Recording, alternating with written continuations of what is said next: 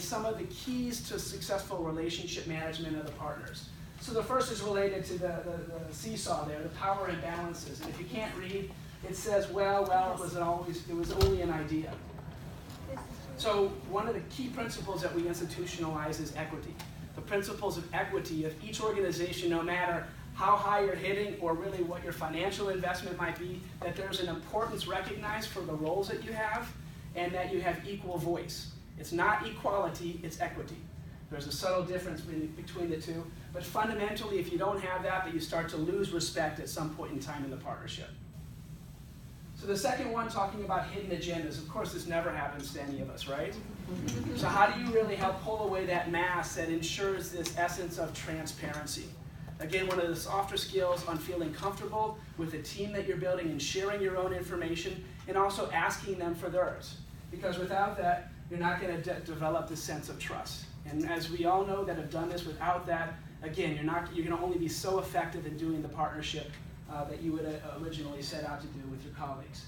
And third, that idea of the win-loss, winning at somebody else's expense, whereas in reality, there needs to be mutual benefit. The third core principle that TPI focuses on our training programs, which then leads to this opportunity of ongoing engagement. I think there was a session maybe this afternoon that talks about how do you move on? What does that look like? How do you have that conversation with partners?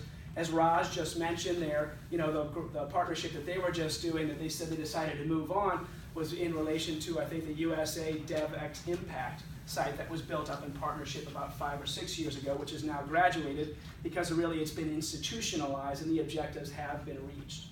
All right. So again, the softer side, this is kind of what we set up. We have a standard training that TPI does. We actually have one going on later this week. If any of you are interested, we still have a couple spots yet. But we focus on these core principles and then some of the other softer skills that are quite critical in implementing these partnerships. The last thing that I just kind of want to leave you with is the tool that you probably sat on as you came in here. And it's called a partnership health check. And as I started doing partnerships about a decade ago from the USA perspective, we found that these were some of the skills that are so critical to do on an ongoing basis, but again, we didn't have any proper tools. There was no way of really taking a step out and measuring the success of the partnership itself. It was always talking about measuring the success of the impact, which is dealing in the outcomes and stealing on the output, the activities, and how society is now better off for everybody making this hard-earned investment in the partnership. But if you're not checking in with the relationship among the stakeholders throughout the implementation, then the chance of maximizing your impact at the end is not there. So we created this, and a lot of these core principles that I just mentioned, you'll find in the checklist: the transparency, the trust, the teamwork, setting up all these other key things. In the beginning, is it the common goals and objectives?